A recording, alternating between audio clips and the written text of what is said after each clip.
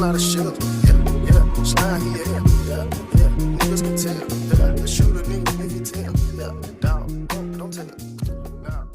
It's Timothy Young, Timmy Two Checks on Twitter, and King Alex on Instagram. I'll be your host for today. Joining me, we have two DJs from the area. I'm gonna let them introduce themselves. We'll start with you first, Kay. My name is Kay. My DJ name is DJ Eyece. You can follow me on Instagram at dj.eyece. My name is Ethan. Call me DJ Enj from New York. You can follow me on Instagram, DJ Enj NY, TikTok, and no other socials.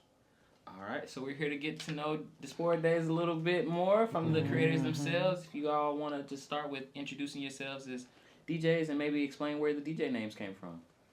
So my DJ name came from, like, just growing up, you always hear the DJ Esco tag, DJ Esco cool. DJ Eskimo City, the coolest DJ on the motherfucking planet. I was trying to come up with my name. I was like, okay, I want to do something that's like that, like that's cool like that. So the first thing I heard was DJ Eyece, the coldest motherfucker in the game, and it just stuck. Yeah, that's hard. That's tough. Honestly, I was riding around the car with my friends, and I just started DJing. I was like, yo, what should I come up with? And my name is Ethan Jones, so the E and J just kind of stuck. My man was like, yo, what about E and J? I was like, oh shit, that's smooth. And back in the day, it was like, we was drinking E and J too, but I don't really like to, consider it that it's part of the look or whatever. But it's just my initials and just what represents me. So I know like creating a name is like half of it, but what is it like to really get into it? So what made you want to DJ exactly? What made you want to pursue that career? Oh, mine is interesting. So I've done a lot of different creative things like growing up, and then for like the past couple years, I was like, okay, what's the next thing I'm going to pursue? So I don't know if y'all know who Eyece Taylor is. She's a creative philosopher. She lit. Like, y'all need to look up Eyece Taylor, but she has a creative challenge, and I felt like blocked creatively. Like I wasn't feeling like any inspiration. So she had like a mental detox, like you do all these prompts and like a creative challenge. And through that creative challenge, she had you like going back to like, oh, what inspired you from childhood? Like make a mood board of this. So I was like digging deep into my interests. And at the time, I was real into Amapiano. So I started getting like a lot into Amapiano and looking up stuff, and I saw all the female DJs, and I was like, this is lit. I was like, I want to start DJing.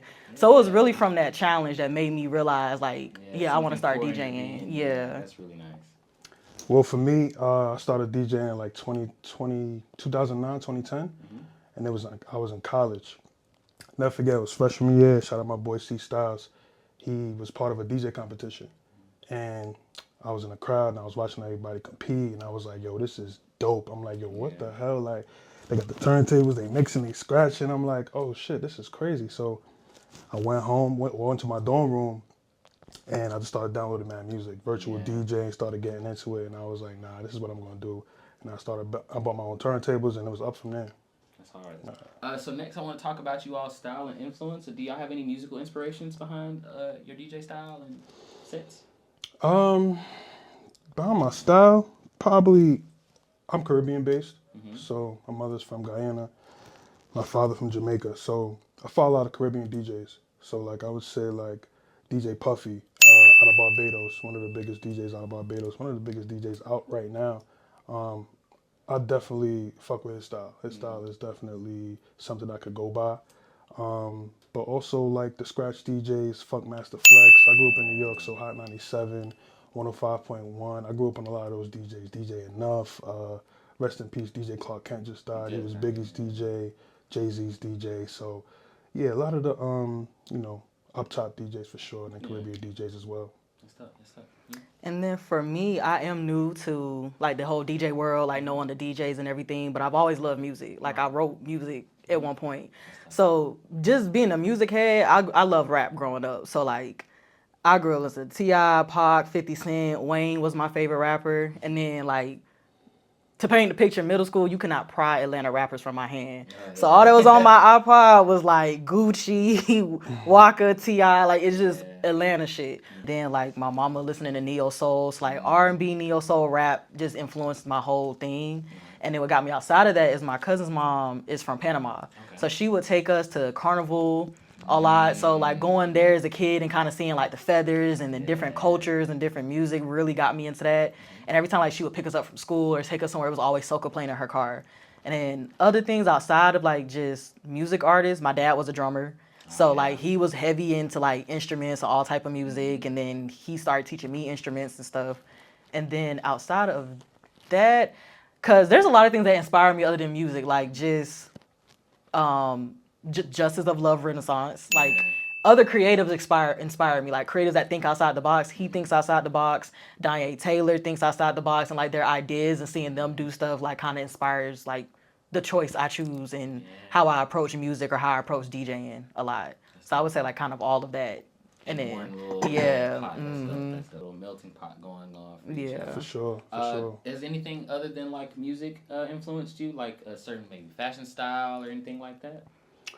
I don't know. Fashion, that's a good question. Like, does your own personal style come out in your DJing? Would you say like even like certain things that you wear to DJing? Yeah, I guess like, shit, I don't even know how to answer that question. I'm not gonna hold you. I'll go first. Well, you're from I was about to say, yeah. if you're from New York, I'm assuming the fitted cap is coming with you. Yeah, nah, for sure. I like to represent that I'm from New York. I think it's a good rep of who I am, our style. Like, you know, our New York style is very different than anybody else. So if I like to get in my New York segment, when I'm DJing, I like to do that. But yeah, just our fashion and everything, like definitely express that in my music for real. Like, yeah, just to, you know, represent where I'm from. Love it. For me, I love design. So like interior design, graphic design, like a good visual thing. So I'm really big on visuals. So when it comes to like the flyers, when it comes to the setup and how I want the lights done, like I'm a very big visual person. So I definitely say like design and graphic design influence. Like yeah, that's really nice. That's really nice. What do you guys do to overcome like any creative blocks that you might have like during a set? I know that can be really hard setting up sets for different spaces. For me, Yeah, go ahead. I'll say in general, what helps me overcome creative blocks is like going back to being a consumer. So like when you're an artist of any sort, I feel like you get caught up in like your work, your sound. So sometimes I might take a step back and go to the DJ, listen to the DJ sets that inspire me, or go back to the artists that I love listening to and kind of immerse myself in that. And then usually I'm able to like kind of get another idea. Like I see them doing like, oh, you know what? I gotta, and it'll be completely unrelated, like a whole separate idea. I love that. That makes a lot of sense. Well, for me, like, as I'm DJing, I could get like Serato face is what they call it, right? So when I mean by Serato face, I'm so stuck in my computer. I'm not really like, I'm looking at the crowd too, but I'm also going by like BPMs. So I'm like, I gotta take a step back and be like, wait, let me relax, let me chill out, because I always get butterflies when I start DJing. It's like, I feel like people get creative blocks because they're playing the same type of music over and over. They're playing the same venues, they're playing the same rap songs, they're playing the same hip hop, trap. And I try to step away from all that. So what I do is I'll throw in some jazz. I'll throw in some jazz. I'll throw in some pop. I'll throw in something that I'm not typically playing in the club. Just because I come from a musical background. I grew up playing the piano. I grew up playing the trumpet. So I started off with classical music. Like, and people not listening to that nowadays. Like, you're not going to hear classical. You're barely going to hear a lot of jazz. And just get to the foundation of where music came from instruments, right? Like, drums, trumpet, piano, like that's how I kind of get away from my creative blocks when I have them. Tell me how you incorporate your personal style into your DJ performances. Yeah, for me, I think of me as a listener, and I love like the mashups, like taking two things that don't belong together and making it work. And then being from Atlanta, like I'm going to figure out a way to make Nudie mash with something. I'm going to make Gucci mash with something. Yeah. So I kind of like to challenge people to think outside the box. Like that's me. I'm kind of like.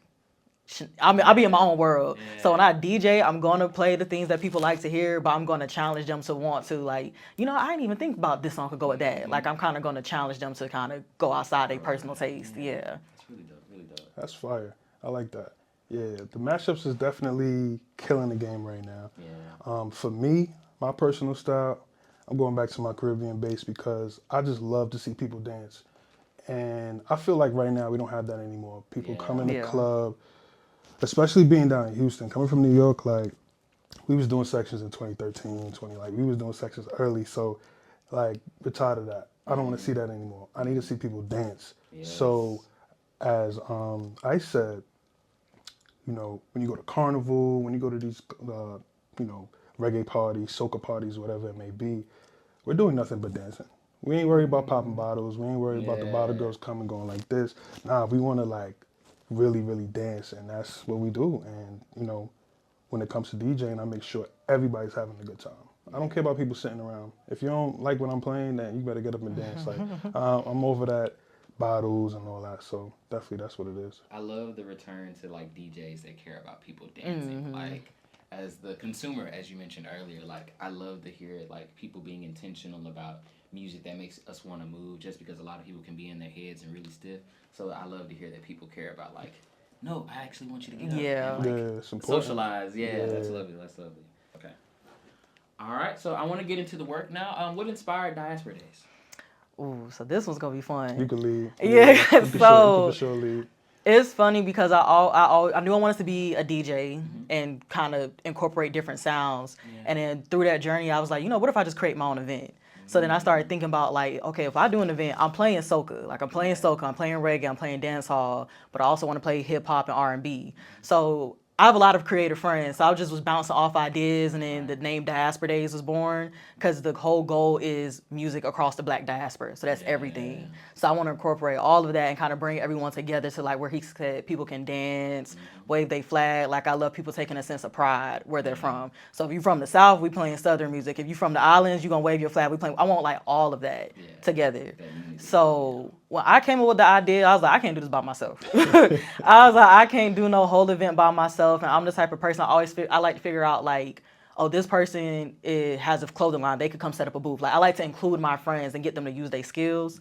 So I remember when I first met, it's very rare that a DJ can break my focus in a good way. So I'd be like, who's DJing? Like they playing that shit. And like he said, he plays a lot of different sounds. And I've been in Houston for 3 years, and I'm like, for the most part, they do play the same thing. And it's not their fault because that's what the crowd wants to hear.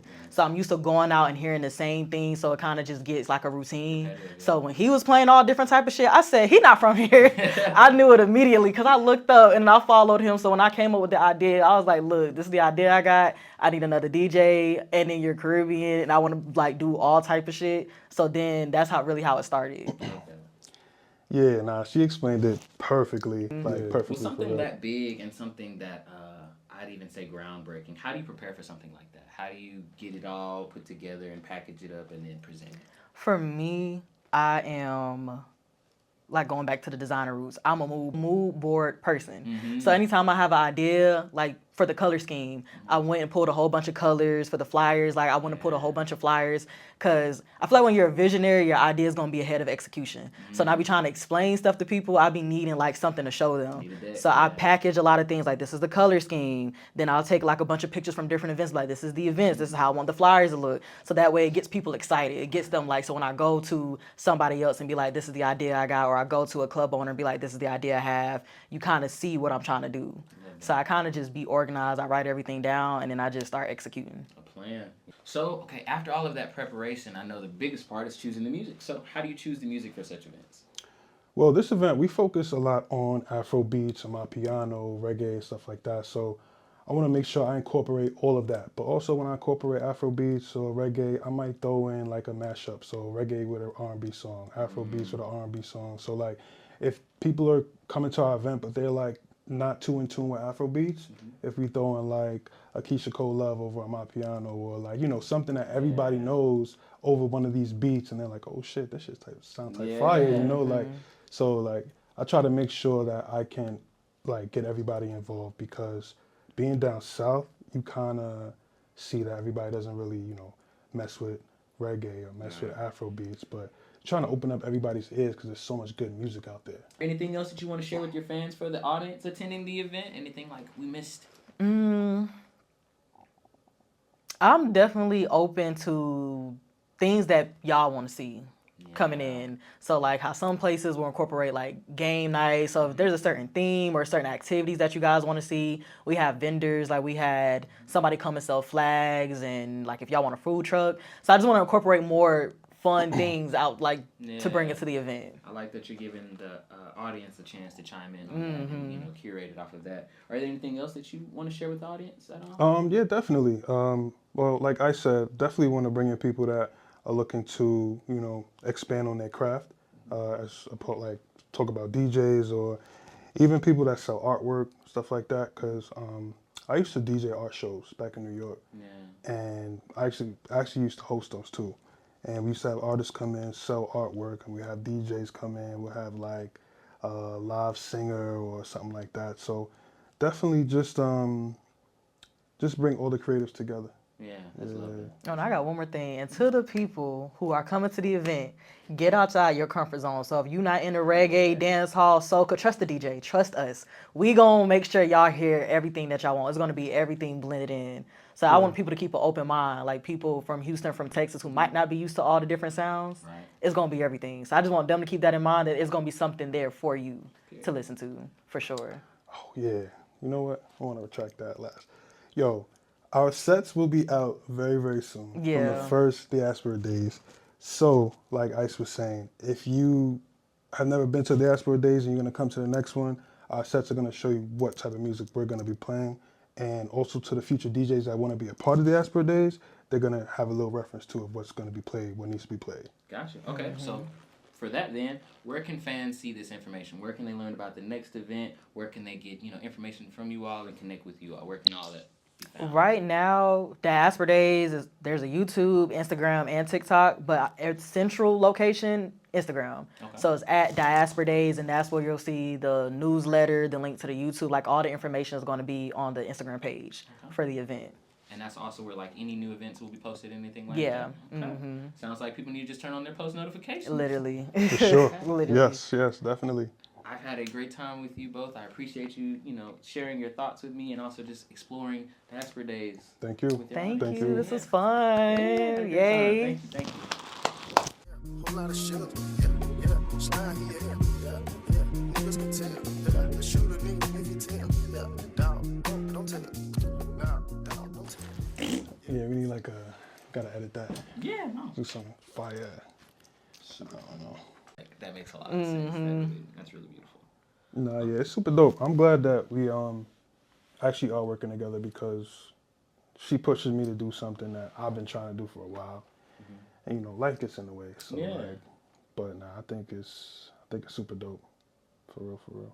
I like that part of it is doing exactly what you're doing for other people, and that's getting you out of a comfort zone that was like, I'm okay. I don't have to. Yeah. I don't have to put on an event. Like it's That's fine. exactly They'll just what it talk was. about me. Yeah. But like now you're the person that's not dancing at a DJ event, and then Right. now you have a DJ that's like, I think I know you want to move Right. to something like this. So I like that you got out of that. That's Definitely. Also, too, like I always wanted to teach, so like her being new and me like teaching her and giving her music and stuff like that. Like I love helping people out. That's just like first and foremost. Man, I find inspiration 'cause- comes so much from teaching in itself because like there's a new perspective that you're getting that you never thought of or looked at, and now it's like, oh, I could kind of tweak this to make this a little bit better, Yeah. and that's really beautiful. That's gonna just foster a lot of growth and a lot of like new things for the both of you. That's really cool. And it is good that we a little opposite, because I'd be Yeah, like I know. head in the clouds, all the ideas, Really and then he easy. be like, okay, what like how are we gonna do this? Because like even with Diaspora Daze, that was my first time DJing at a venue, so he thought I was already DJing. So he's like, you've never DJed before? I said no, but fuck it, we just gonna do it. Shit, why not? I was I just- excited. I was yeah, like, I yo, was like, it's your first time. yeah. Let's get it. Like, I was it's like, about I to got be an lit. idea, I'm gonna do it. I'm gonna figure it out along the way. Yeah. That's That's very good, much though. me. I think it's also good to have like somebody that's like, oh, I'm jumping out the plane with you. Yeah, It's fine, it's yeah, okay. yeah, yeah. We're both going. We're both going. Facts. That's really Literally. Good. That's dope. Gonna swing back to your question. Where are you Okay. recording that? You're a genius. You're a That was great. genius. That was great. You're a genius. Okay. I'm gonna reset. I'm gonna add.